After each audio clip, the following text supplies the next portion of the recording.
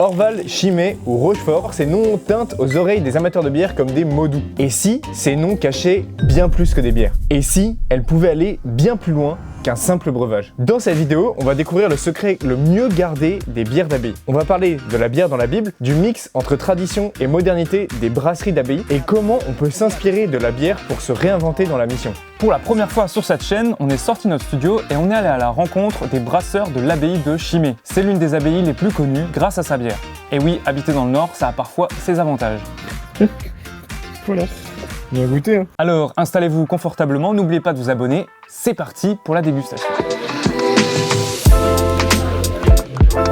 Aujourd'hui, quand je pense à la bière, je pense plus à une pinte fraîche au comptoir que à une boisson antique. Et pourtant, la bière date de l'Antiquité. Ça fait des milliers d'années qu'on boit de la bière et cette boisson a bien évolué. Et cette boisson a traversé les époques pour deux raisons. La première, c'est une raison de santé. La fermentation élimine toutes les bactéries et les microbes et à des moments où l'eau n'était pas sûre, boire de la bière c'était quand même plus safe. Et la deuxième, c'est une raison de nutrition. Parfois dans le Nord on dit une bière c'est comme deux tartines. Mais saviez-vous qu'on parle de la bière dans la Bible ? Mais non! Jésus a bu du vin, ça c'est clair. Mais est-ce qu'il a bu de la bière? On ne peut pas l'exclure.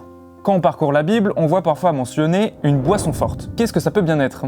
À l'époque de Jésus, on ne distillait pas en Israël, donc impossible que ce soit de la liqueur ou un autre alcool fort. En fait, il y a un consensus aujourd'hui pour dire que le mot shekar, qui est souvent traduit par boisson forte dans la Bible francophone, est en fait de la bière. Alors pas forcément la même qu'on trouve aujourd'hui, mais en tout cas son ancêtre. Donc si on mentionne le shekar un peu partout dans la Bible, ça veut bien dire que ça faisait partie de la culture des Hébreux. Donc, possible que Jésus en ait bu. Petite pinte comme ça là. Dans la culture juive, le shekar était notamment utilisé pour faire des libations sur les offrandes, c'est-à-dire arroser un peu avec de la bière la viande qu'on offrait à Dieu. Et ça, on peut le lire notamment dans le livre des Nombres. C'est dans le sanctuaire qu'on versera pour le Seigneur la libation de boisson forte. Mais est-ce que c'est vraiment chrétien de boire de la bière? Est-ce que c'est ok, quand on suit Jésus, de se pinter à l'alcool? Se pinter la gueule. Est-ce qu'on peut vraiment considérer que quand on suit Jésus, boire de l'alcool, c'est ok?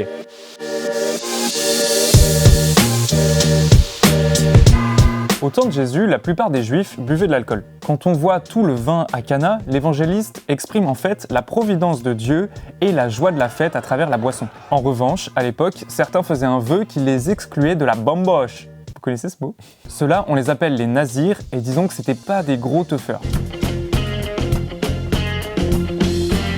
Ils faisaient le vœu de ne pas boire d'alcool du tout. Jean-Baptiste faisait partie de ces gens-là, comme il est mentionné dans Luc 1, verset 15. Il ne boira pas de vin ni de boisson forte, et il sera rempli d'Esprit Saint dès le ventre de sa mère. Mais le rôle de l'alcool dans la Bible, notamment pour les libations, montre bien que l'alcool est un don de Dieu bon pour l'homme. And I think what's crucial, though, about the role of beer in the Bible is that God was showing the Israelites that our earthly goods, what we eat and what we drink, the things that we value, need to be ordered to God. Because, of course, due to our fallenness, we have a tendency to become too attached to them. It makes it very clear that the purpose of these things is not just nutrition, or the Bible says about wine that it gladdens the heart of man. So there's natural blessings that come from this, but ultimately they need to be ordered supernaturally to God in worship. Et les Hébreux utilisaient l'alcool pour faire la fête et se réjouir, un peu comme nous aujourd'hui finalement.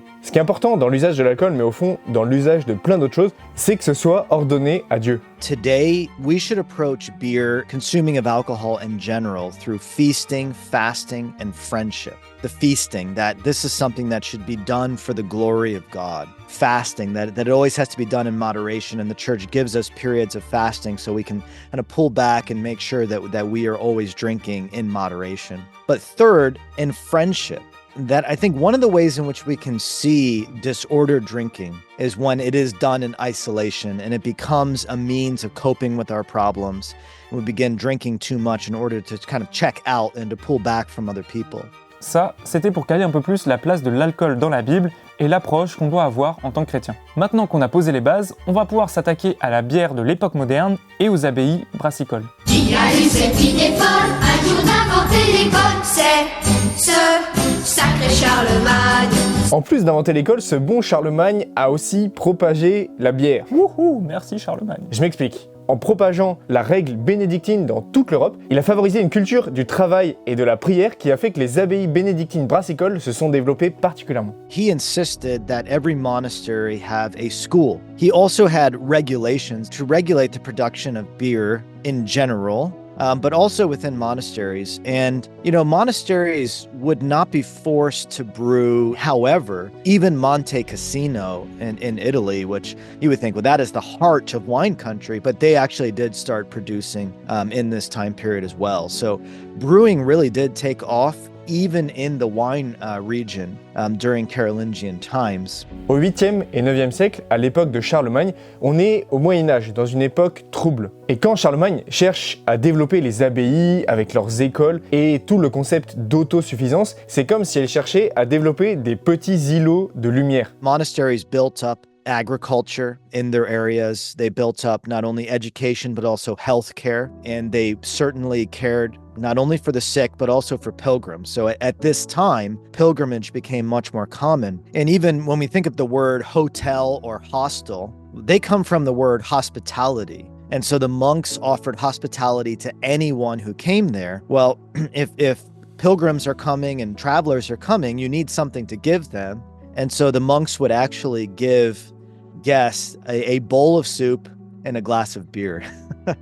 So beer was very useful within the monasteries. La règle de Saint Benoît dit que chaque visiteur doit être accueilli comme le Christ lui-même. Donc à cette époque, il y a de grandes chances que si le Christ était venu rendre visite aux abbayes, il aurait reçu une chope de bière. Dans cet exemple des pèlerins, on voit que la bière est un bon outil d'hospitalité. Au fur et à mesure, les moines vont perfectionner la façon de brasser la bière. À la base, la recette, c'était juste mettre du pain un peu trop cuit dans de l'eau, rajouter quelques fruits et du miel, attendre 3 semaines, miam, et hop, déguster ce mets excellent. Les moines, eux, vont commencer à brasser la bière de manière de plus en plus perfectionnée, puis découvrir et théoriser ce qui fait une vraie bonne bière d'abbaye. Au point qu'au fur et à mesure, la bière qui était destinée au départ aux moines et aux personnes qui les accueillaient va être de plus en plus appréciée et vendue à l'extérieur, engendrant des revenus. Si certaines abbayes ont trouvé leur modèle économique en vendant de la bière, c'est pas encore notre cas. Alors peut-être qu'un jour, il y aura une bière to disciples, mais en attendant, la chaîne vit uniquement de vos dons. Les dons qu'on a déjà reçus, et merci à nos donateurs, nous ont permis d'acheter ces micros que vous voyez là, et pas mal de matériel. Les micros! Et c'est surtout ces dons qui nous permettent de manger, et une fois de temps en temps, de boire une bière d'abbaye. Donc si vous croyez dans ce qu'on fait, si vous appréciez notre contenu, on sera hyper heureux de recevoir vos soutiens financiers en cliquant sur le lien Ko-fi dans la description. Merci beaucoup. On a acheté aussi une cathédrale en Lego. Pourquoi faire? Vous le verrez. Pendant nos recherches, on en est venu à se poser une question. Pourquoi est-ce que la bière s'est autant développée dans les abbayes et beaucoup plus que le fromage ou d'autres productions monastiques comme le miel et les cierges?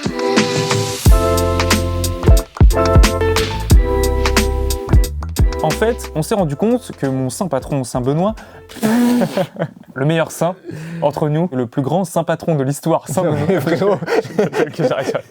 On s'est rendu compte que Saint Benoît parle lui-même de la consommation d'alcool des moines dans sa règle. En gros, il dit aux moines, le mieux ce serait que vous n'en consommiez pas du tout, comme les ermites et le prophète Élie, mais vu que vous êtes faible, je vous autorise un minimum. La règle de Saint Benoît autorise donc une émine, soit à peu près 1/3 de litre par personne et par jour. À la base, Benoît parlait plutôt d'une émine de vin, mais ça marche aussi pour la bière.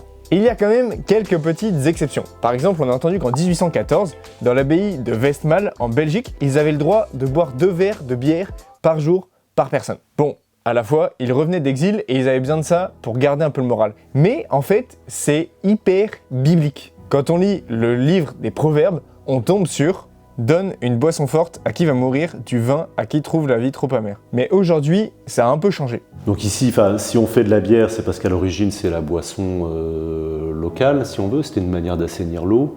Maintenant, voilà, non, les moines, on a la possibilité d'avoir une bière de table, ce qu'on appelle une bière de table, donc une bière moins forte. Mais la plupart des frères ne la prennent pas. En gros, les moines n'ont pas un problème avec l'alcool. C'est juste que la bière et l'alcool sont arrivés dans les abbayes pour des raisons de santé et de nutrition dont on parlait tout à l'heure. Et l'alcool y est resté comme une habitude, ancrée dans une tradition. Mais comme on le voit dans la règle de Saint Benoît, si c'est consommé avec modération et comme on le voit dans la Bible, si c'est ordonné à Dieu, l'alcool est bon. Ouais. Les bières d'abbaye sont vendues dans le monde entier avec un succès immense. Ce n'est pas seulement un produit comme un autre, c'est un produit d'une qualité unique. Comme on vous le disait, on a visité la brasserie de Chimay. Bon, c'est ultra technique, tout le processus est un peu long à expliquer, mais on va dire qu'ils font bien les choses. C'est clair qu'il y a une tradition brassicole forte. Mais en plus de ça, la brasserie prend soin de ses salariés d'une manière particulière. Par exemple, ils ne travaillent pas la nuit, contrairement à d'autres brasseries plus classiques. Donc la règle de Saint-Benoît, c'est qu'il va y avoir 8 heures de travail, il va y avoir 8 heures de prière et 8 heures pour le reste. Ils ont trouvé que le personnel qui était employé au niveau de la brasserie avait droit à une vie familiale, etc. Donc en fait, par rapport à toutes les énormes brasseries industrielles, eux, ils travaillent du 24 heures sur 24, 6 jours sur 7. Nous, en fait, on a des équipements qui sont un petit peu surdimensionnés. C'est pour permettre au personnel d'avoir une journée de 8 heures au travail et puis de pouvoir rentrer vivre des moments avec la famille. Et surtout, le but de la production n'est pas de remplir les poches des actionnaires, Non. comme c'est le cas pour plein de brasseries industrielles. Ce qu'on a compris lors de la visite de l'abbaye de Chimay, c'est que la brasserie et la vie des moines sont séparées, mais que les moines restent dans le conseil d'administration et donc tranchent pour des décisions importantes. Ils imposent certaines règles par rapport aux investissements, etc. Mais c'est très bien, parce que par exemple, dans la pièce là où il y a les barriques, à la base, on voulait mettre les centrifugeuses, et les moines ont dit, mais non, tous vos gars sont à 20-30 mètres maximum les uns des autres, et vous allez en mettre un à 150 mètres tout seul.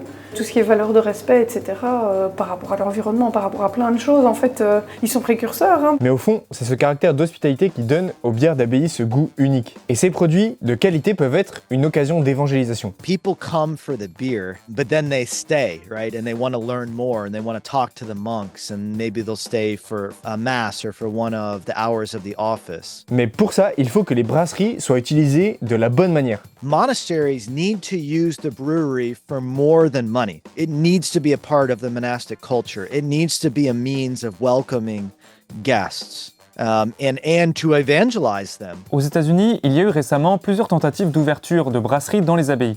Certaines où la brasserie était ouverte au public et où les visiteurs pouvaient discuter avec les moines, et d'autres où c'était simplement pour le business séparé de la vie monastique. Je vous laisse deviner lesquelles ont continué et lesquelles ont fermé. Ce qu'on voit dans cet exemple d'ouverture et de fermeture de brasserie, c'est que la bière doit être vue d'abord comme un moyen d'évangélisation et pas juste comme une source de revenus. Et parce que la bière incarne ces valeurs de convivialité et d'hospitalité, il y a plein d'autres projets chrétiens qui ont émergé en dehors des abbayes en utilisant la bière comme un moyen d'évangélisation. Alors du coup, on a sélectionné quelques initiatives qu'on trouvait intéressantes. Mais avant ça, juste un mini point sur les appellations des bières d'abbaye pour ne pas vous faire avoir.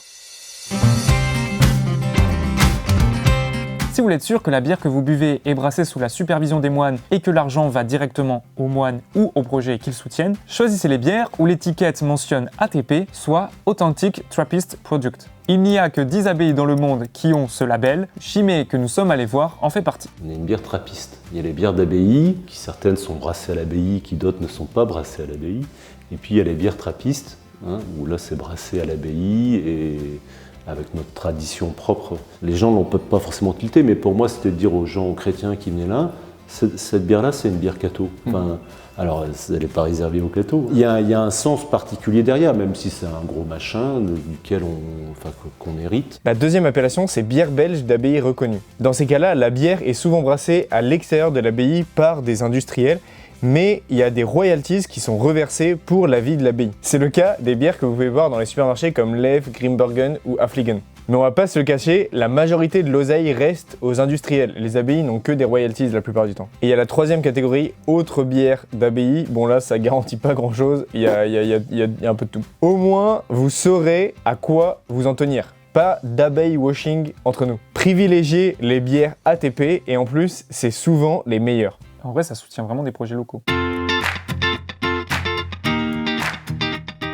Parce que ça donne beaucoup plus envie d'aller dans un bar que dans une église, des Américains ont créé le programme Theology on Tap, qu'on peut traduire par théologie avec de la bière pression. Théologie et petite bière. Le concept, c'est de commencer par boire une petite mousse et en deuxième partie d'écouter un topo théologique. Ça reprend le concept d'hospitalité et d'accueil, mais en emmenant les gens un peu plus loin que juste boire de la bière. On a aussi trouvé des pèlerinages autour de la bière qui se baladent dans toutes les abbayes brassicoles et qui s'inspirent de la façon de vivre la règle de Saint-Benoît. Il y a aussi la cave des Dominicains à Lyon qui rassemble tous les vendredis plein d'étudiants pour boire des bières et qui finissent en priant. Et la Sulpicienne, la bière brassée par la paroisse Saint-Sulpice à Paris que vous pourrez peut-être goûter un jour à l'occasion d'un voyage. Ou si vous habitez à Paris. Bref, la bière, par sa convivialité, peut vraiment ouvrir des chemins d'évangélisation. Je ne sais pas si quand vous buvez de la bière, vous parlez mieux anglais, Moi, oui. Mais je parle ni le cambodgien, ni le japonais, ni plein d'autres langues asiatiques. Où est-ce que tu veux en venir? Dieu, lui, les parle. Enfin, pas sûr. C'est ce qu'on a cherché à comprendre dans cette vidéo qui parle de la traduction de la Bible dans les langues asiatiques. Vous pouvez cliquer sur Benoît pour la découvrir. Konnichiwa. C'est le... Priez pour nous, nous, on prie pour vous. Soyez bénis.